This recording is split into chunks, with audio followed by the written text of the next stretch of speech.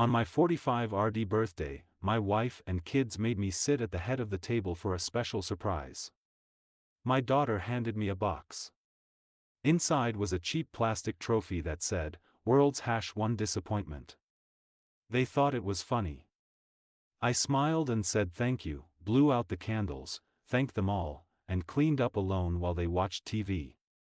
That night, I make a plan.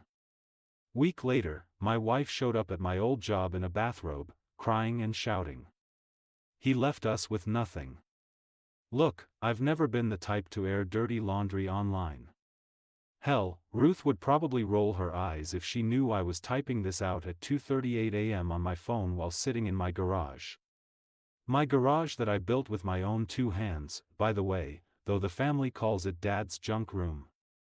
But something happened yesterday that I can't shake, and I need to get this off my chest before the engine in my head overheats. Some background. I turned 45 yesterday. Been married to Ruth for 22 years. Got 2 kids, Emily, 19, just started college, and Oscar, 14, thinks he knows everything. I've been at the same factory since before Emily was born. Not glamorous work, but it's kept food on the table and the lights on.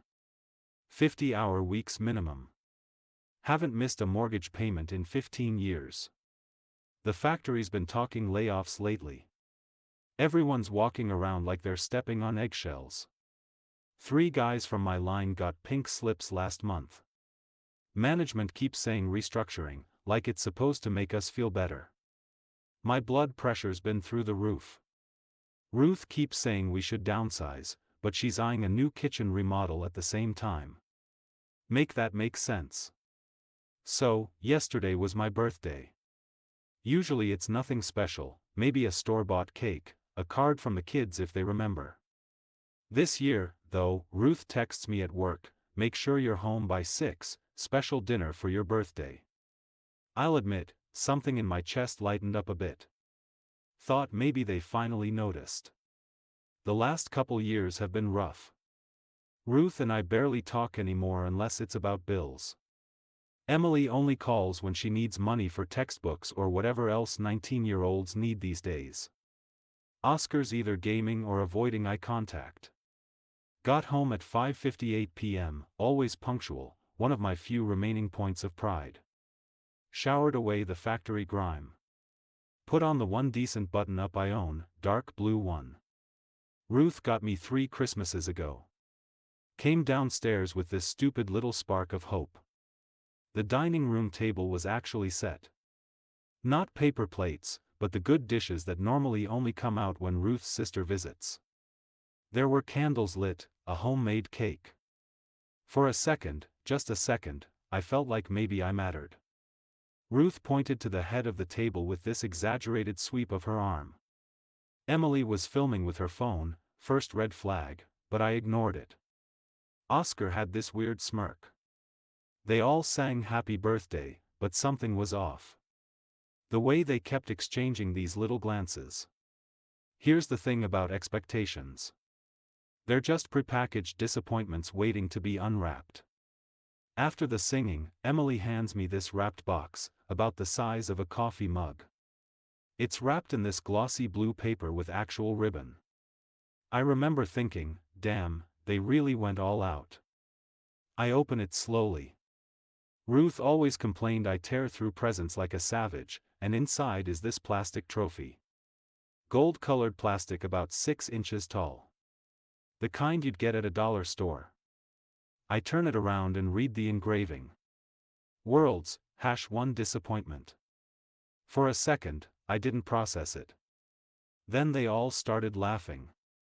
Emily zoomed in with her phone camera right on my face. She said, "Tell Dad to give an acceptance speech."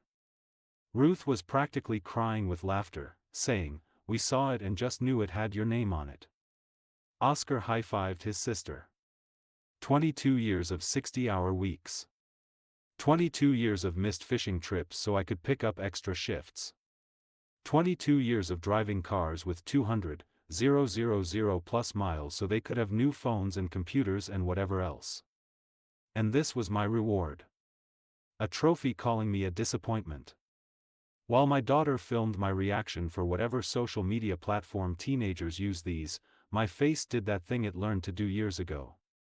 Smile without feeling it. My throat closed up like someone had poured quick, dry cement down it. But I nodded, said thanks, even held it up like I was at some awards show. The cake was store-bought after all. Chocolate with vanilla frosting. I blew out the candles, just 4 of them, not 45, because who has time for that, and made a wish I'm not proud of. Ruth served everybody cake. We ate. They talked about some reality show they're all obsessed with. I nodded at appropriate intervals. The trophy sat next to my plate, catching the candlelight. That word, disappointment, flashing every time I moved my head. When dinner was done, they all migrated to the living room. I cleared the table, washed the dishes, wrapped up the leftover cake. The whole time, I could hear them laughing from the other room. At one point, Emily said something about his face when he read it, and there was more laughter. I put the trophy on the mantel. Seemed like that's what they wanted. Then I went to the garage. Sat in my '89 Silverado that Ruth's been begging me to sell for years. Just sat there, staring at the pegboard wall, with all my tools hanging in their proper places. The only space in this house that's still mine. At 11:43 p.m., my phone buzzed. Notification from Instagram. Emily had tagged me in a post. I don't really use Instagram much, but I have an account to keep tabs on the kids. It was a video. My reaction to the trophy. She'd added some song in the background. Something with lyrics about losers or failures. I don't know. The caption read, "Dad's big moment." #dad fails. #disappointment trophy. #birthday. Fail 812 likes already. I turned my phone off. Turned it back on. Checked our bank accounts. The joint checking had $4,387.21. Savings had $11,244.65. Ruth's emergency fund, that I'm not supposed to touch, but still fund, has around $1,500. I've spent most of tonight making a list. Things I own outright, accounts only in my name. People who might still respect me, places I could start over. What I'm legally obligated to provide versus what I've been providing. It's now 3:29 a.m. I've been sitting here drafting emails to myself. Making calls I'll make tomorrow. Planning each step. A man can only be a disappointment if he continues to seek approval from those who've decided to withhold it. I've been trying to fill a bucket with a hole in the bottom for too many years. Tomorrow, I'm calling in sick. First time in 3 years. While everyone's out of the house, I'm going to start putting things in motion. I've been their ATM, their handyman, their emotional punching bag for too long. That cheap plastic trophy was the clearest message they've ever sent me. You don't matter here. Message received. That's all for now. Vernon out. Update 1. Update. Thanks for all the support on my last post. Currently writing this from my new place. We'll answer questions at the end. First off, to the Redditor who DM'd me saying I should just man up and communicate better. My friend, you don't put out an engine fire with a water pistol. Some things are beyond repair. 22 years of trying to talk it out has gotten me exactly where I am. Holding a plastic trophy that says I'm a disappointment. So here's how the week after my birthday went down. Buckle up. That morning after my birthday, Tuesday at 6:15 a.m., I called in sick for the first time in forever. Shift manager actually asked if I was dying. Dark humor, but felt about right. I waited until 8:37 a.m. when Ruth left to go shopping with her sister. Emily was at college and Oscar caught the bus to school. Then I began Operation Get My Life Back. Look, I'm a methodical guy. My toolbox has foam cutouts for each wrench. Everything has its place. So I approached this the same way I'd rebuild a transmission. Identify the problem, gather the right tools, take it apart piece by piece, and rebuild something that actually works. First stop, our home office. Ruth keeps the filing cabinet organized her way, which means I spent 45 minutes digging through folders labeled helpful things like important and stuff. What I found turned my slow burn into a 5-alarm fire. The 3 credit card statements I'd never seen before. A combined balance of $34,622 and change minimum monthly payments. That explained why our joint account always seemed lighter than it should be. Purchases from places I've never even heard of. A separate cell phone bill for a number I didn't recognize. Pro tip: if you're going to hide financial infidelity from your spouse, maybe don't leave the statements in a folder marked "My stuff don't touch" in bright red Sharpie. I photographed everything, didn't take anything, just documented. Then I drove to my bank. Not the branch where Ruth and I usually go, but one across town. The personal banker looked concerned when I explained I needed to open a separate account. She asked if everything was okay at home. I just said, sometimes the check engine light comes on for a reason. You can ignore it for a while, but eventually something's gonna blow. By noon, I had a new checking account in my name only. A change of direct deposit form for my upcoming paycheck. The name of a financial advisor the banker recommended. Next stop was the grocery. Bought one of those prepaid phones. Nothing fancy, just basic calling and texting. Paid cash. Activated it in the parking lot. Around 2 p.m. I called Jake, a buddy from my old neighborhood who manages maintenance at an apartment complex. Asked if he had any units available. He did. A 1-bedroom place. Nothing special, but clean. I could move in immediately if I paid first and last month's rent up front. Done. Wednesday morning, I went to work as usual. The supervisor mentioned an upcoming training opportunity the following week. 5 days at the regional office. Perfect timing. I volunteered immediately. Nobody else wanted to go, it's usually boring as hell. So I got approved on the spot. That night at dinner, I tried one last time. I really did. Asked Ruth what she thought about us maybe seeing a marriage counselor. She laughed. Said we didn't need someone charging us $100 an hour to tell us I needed to lighten up. Emily chimed in that I was being extra and rolled her eyes. Oscar didn't even look up from his phone. Thursday after work, I swung by the apartment. Signed the lease. Handed over the cash. Got my keys. The place smelled like fresh paint and carpet cleaning. 1 bedroom, a tiny kitchen, bathroom with a shower that looked like it had seen better days. But it was mine. All mine. No one to call it a disappointment. Jake helped me carry in a second-hand mattress he had in storage. Real friends don't ask questions when you show up needing a place to sleep. They just hand you a beer and ask if you need help moving furniture. Friday, during lunch, I did something I'd never done before.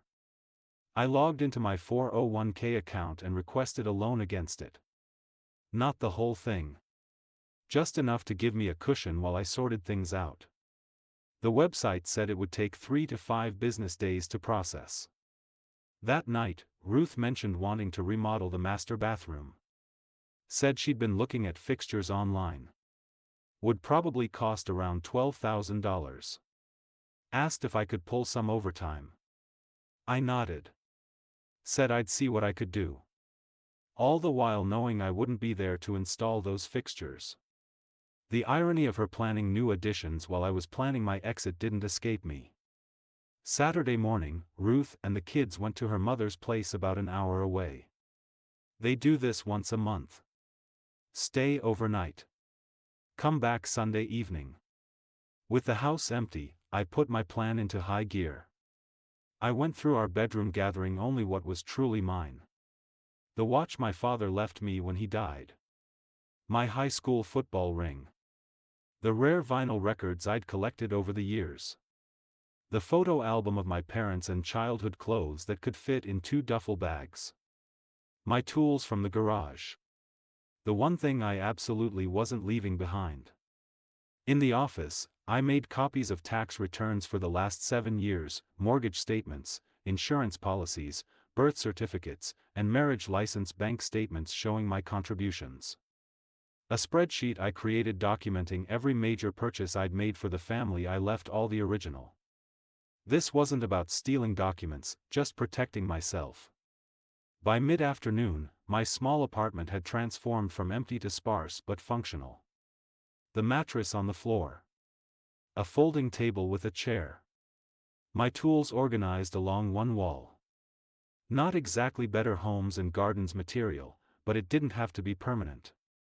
Sunday morning, I sat down at that folding table and wrote 3 letters. One for Ruth. One for Emily. One for Oscar. Ruth's was straightforward. I explained that I was leaving. That I wouldn't contest a divorce if she wanted one. That I'd found her hidden credit cards. That 22 years of being treated like an ATM in a punchline had finally run the well dry. That I'd continue supporting Oscar because he was still a minor.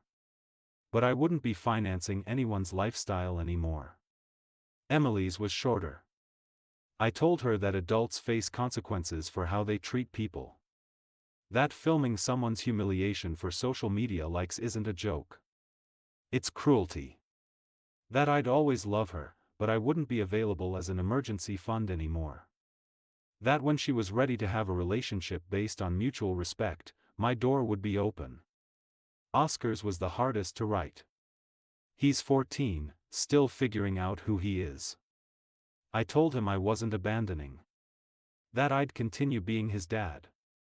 That he could call my new phone anytime. That this wasn't his fault, but that he was old enough to understand that how we treat people matters. I included my new address and told him he always had a place with me if he needed it. I sealed each in an envelope with their names. Sunday night they returned from Grandma's. Oscar mentioned his gaming PC was acting up. Asked if I could look at it tomorrow. I said I would, knowing I wouldn't be. Emily talked about needing money for some campus event. Ruth complained about her mother's cooking. Normal Sunday night stuff. After everyone went to bed, I placed the 3 envelopes on the kitchen table, propped against that damn trophy which I'd moved from the mantel. Symbolic? Yeah, maybe a little heavy-handed, but hell, sometimes you need to make a point. I took one last walk through the house I'd paid for. Ran my hand along the dining room table where they'd laughed at me. Looked at the family photos on the wall, smiling faces that didn't match the reality I'd been living. In the garage, I made sure every tool was back in its proper place before taking them down one by one and placing them in my old toolbox. At 2:17 a.m., I loaded the last of my belongings into my truck. The neighbor's motion detector lights came on as I backed out of the driveway. For a split second, I thought about all the Sunday afternoons I'd spent helping that same neighbor install those lights, fix his lawnmower, jumpstart his car in winter. Funny how life works. Monday morning, I drove straight to the office where my training was supposed to be held. Called my supervisor. Told him I wouldn't be at training after all. In fact, I wouldn't be coming back at all. He sounded shocked. Asked if everything was okay. I said it was better than okay for the first time in years. Then I shut off my regular phone. Activated the new one. Sent a text to my buddy Jake letting him know the mission was complete.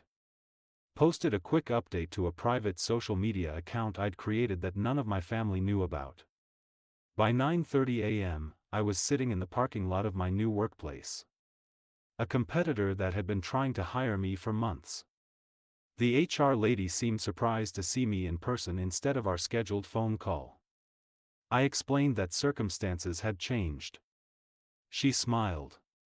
Said they could fast-track my paperwork. Around noon, I got a call from a coworker at my old job. Ruth had shown up looking for me. She was wearing a bathrobe. crying, screaming that I'd left them with nothing. Security had to escort her out. Nothing, huh? Interesting choice of words from someone sitting on a house with 15 years of equity. 2 cars paid off. By me. And plenty of those credit cards she thought I didn't know about. My phone started blowing up with texts from Ruth's number. Then Emily's. Then numbers I didn't recognize. Probably Ruth's family. I blocked them all except Oscar. He hasn't reached out yet. That's the only part of this that still twists my gut a little. It's been 3 days now. I'm sitting in my apartment. Got the internet hooked up today. Bought myself a decent chair and a TV. Even hung up my old Metallica poster from storage. The one Ruth made me take down when we got married because it was immature. Is it petty that Enter Sandman has never sounded better than it does right now? Playing in my space with no one to tell me to turn it down? Maybe. But as the song says, exit light, enter night. Some endings are also beginnings. Finally update. It's been 37 days since I walked out. First thing I noticed this morning. I didn't immediately check the time when I woke up. For 22 years, my brain's automatic first thought was always, am I late? Today I just woke up. Stared at the ceiling of my apartment. Listened to the hum of the refrigerator. No one sighing dramatically because I breathe too loud. No one asking why I haven't fixed the leaky faucet yet. Just quiet. The quiet has been the biggest adjustment. Sometimes I turn on the TV just to have background noise. Old habits from a lifetime of chaos, I guess. My new place is starting to feel less like a pit stop and more like home. Got an actual bed frame yesterday. Found a decent couch at a thrift store that didn't smell like someone died on it. Small victories. But you're not here for my IKEA adventure. You want to know about the fallout. The first week was like watching a 5-car pile up in slow motion from the safety of the shoulder. Ruth called my new phone 87 times in the first 48 hours. I counted. Didn't answer once. The voicemails started with screaming, then crying, then bargaining, then threats. Classic stages of grief. Except nobody died. Just her ATM walked out. My old coworker Mike texted me a play-by-play of Ruth's meltdown at my former workplace. Said she showed up in slippers and a bathrobe like she'd just rolled out of bed. Mascara running down her face. Demanding to know where I was. When security tried to escort her out, she started yelling that I'd emptied the accounts and left them destitute. Interesting definition of destitute, considering I'd only taken what was fairly mine and had been depositing child support for Oscar since day one. Mike said everyone was talking about it for days. The guys in my old department apparently started a pool on whether I'd gone to Mexico or just snapped and was living in the woods. Shows how well they knew me after 15 years. I'm too practical for either of those options. Day 9 brought the first real complication. Emily created a TikTok about me. Posted screenshots of my letters. Added sad piano music in the background. Called me every name in the book. The caption was something like, "My dad abandoned us over a joke trophy." #toxic masculinity. #deadbeat. #men are a trash. It got around 6,000 likes before she took it down. Side note, if anyone ever tells you that you're overreacting to humiliation, show them how quickly they melt down when they face even minor consequences for their actions. By week 2, reality started settling in at the house. Got a text from Ruth at 11:47 p.m. on a Tuesday. The mortgage payment bounced. How am I supposed to pay this on my own? I didn't respond. She'd figure it out. The same way I'd figured out how to support all of them for 2 decades without so much as a thank you. Oscar finally reached out around day 15. Just a simple text. "Hey Dad, the Wi-Fi is out and Mom says we can't afford to fix it. My grades are gonna tank if I can't do my homework. First crack in my armor. I sent him money for the internet bill directly to the provider. Told him I'd set up automatic payments for him. Kid needs internet for school. That's not negotiable.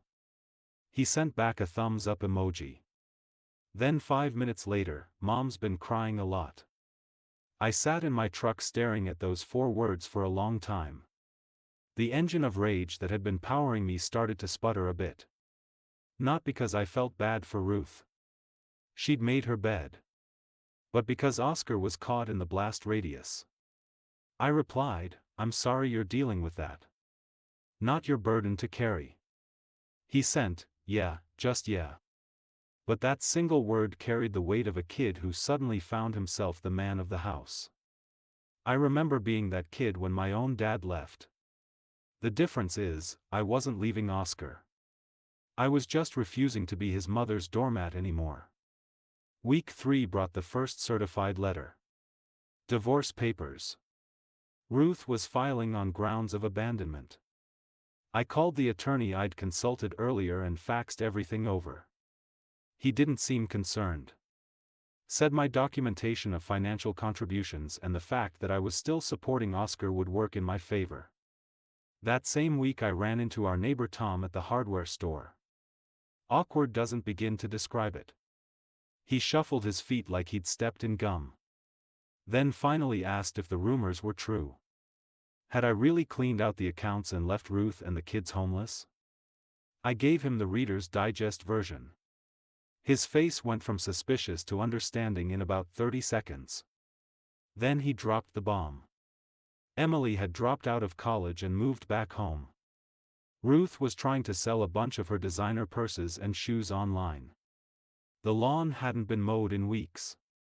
The schadenfreude I expected to feel didn't come. Instead, there was this hollow feeling. Like winning a race, nobody should have been running in the first place. Day 23, my attorney called. Ruth wanted to settle.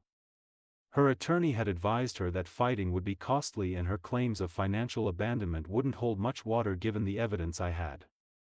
They wanted to meet to discuss terms. I agreed to meet at a coffee shop near my new job. Neutral territory. Set it for Saturday at 10 a.m. Ruth showed up 20 minutes late. She looked different. No makeup. Hair pulled back in a messy ponytail. Wearing jeans and a plain sweater instead of her usual carefully coordinated outfits. The designer handbag was gone, replaced with a canvas tote. She didn't make eye contact at first. She picked at her fingernails the way she does when she's nervous. She ordered the cheapest thing on the menu.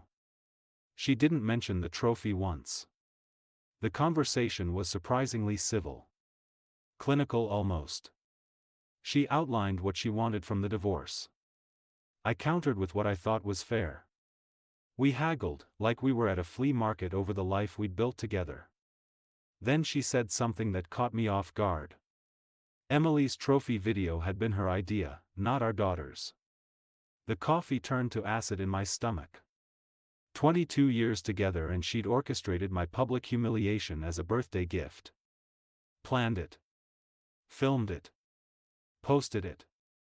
All while knowing exactly what it would do to me. I asked why.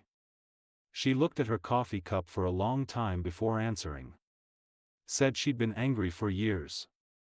Felt trapped in a life she never really wanted. Resented me for working so much, even though my work kept the lights on. Said the trophy was her way of finally expressing how she felt. When I pointed out she could have just talked to me. She laughed. Actually laughed. Said she'd tried. But I never listened. Revisionist history at its finest. Her version of talking had always been sarcastic comments and eye rolls. Never actual conversation. We wrapped up the meeting with a tentative agreement. I'd keep my 401k in truck. She'd keep the house but refinance to remove my name. We'd split the remaining assets. I'd continue supporting Oscar directly. As I stood to leave, she asked if this was really what I wanted. If I was really happier living alone in some cheap apartment than with my family. I told her the truth. The disappointment trophy wasn't a joke to me. It was a receipt. A confirmation of what I'd suspected for years. That my sacrifices meant nothing to them. That I was nothing more than a walking wallet. And yes, my cheap apartment without the constant disdain was paradise compared to a house full of people who thought my humiliation was entertainment. She didn't respond. Just nodded and left. Day 30 brought another unexpected development. Oscar asked if he could come over. Said he wanted to see my new place. I agreed instantly. When he showed up, he had a backpack and a duffel bag. My heart sank. Was Ruth kicking him out now? Was he running away? Turns out he just wanted to spend the weekend. Ruth had agreed to it, surprisingly. He looked around my sparse apartment. Nodded approvingly at my tool wall. Then flopped onto the couch like he'd been there 1,000 times. That night we ordered pizza and watched stupid YouTube videos. He showed me his latest gaming achievement. I showed him how I'd organized my new workspace. Normal father-son stuff. Except nothing about this was normal. Before bed, he asked the question I'd been dreading. Was I ever coming home? I told him the truth. That home wasn't a place. It was a feeling. And I hadn't felt at home in that house for years. That I'd always be his dad. But I couldn't be Ruth's husband anymore. He nodded. Said he got it. Then he pulled something out of his backpack and handed it to me. It was the trophy. That damn plastic trophy that had broken the camel's back. He said Emily had taken it down from the mantel after I left. Had thrown it against the wall. It was slightly cracked now but still intact. He'd rescued it from the trash, though he wasn't sure why. I turned it over in my hands. Such a small, cheap thing to end 22 years of marriage. But it wasn't about the trophy. It never had been. It was about what it represented. I thanked him for bringing it. Put it on my bookshelf. A reminder.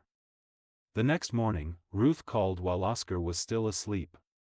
She was surprisingly calm. Asked how he was doing. If he needed anything. Then she said something I never expected to hear. She'd started therapy. Said the therapist had asked her to make a list of all the ways she'd contributed to the breakdown of our marriage. Said the list was longer than she'd expected. Said she wasn't asking me to come back. She knew that ship had sailed. But she wanted me to know she was trying to understand why everything fell apart. I didn't know what to say to that. So I just said okay. And promised to drop Oscar off by dinner time. That brings us to today. Day 37. The divorce papers are moving forward. I'm settling into my new routine. Work is going well. Turns out when you're not constantly stressed about being a disappointment, you actually do better at your job. My apartment is starting to feel like mine. Emily still hasn't spoken to me directly.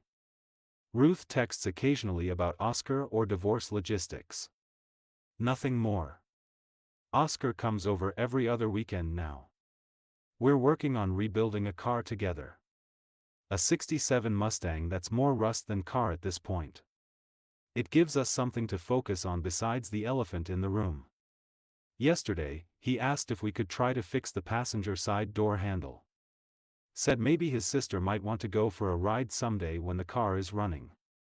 First time he's mentioned any possibility of Emily and me reconnecting. Small steps. The trophy sits on my shelf. Sometimes I look at it and still feel that flash of anger. But mostly, it reminds me that I had the courage to finally rebuild my own engine when it was running on fumes. Is this a happy ending? I don't know. But it's an honest one. Sometimes you have to blow up your life to remember what actually matters.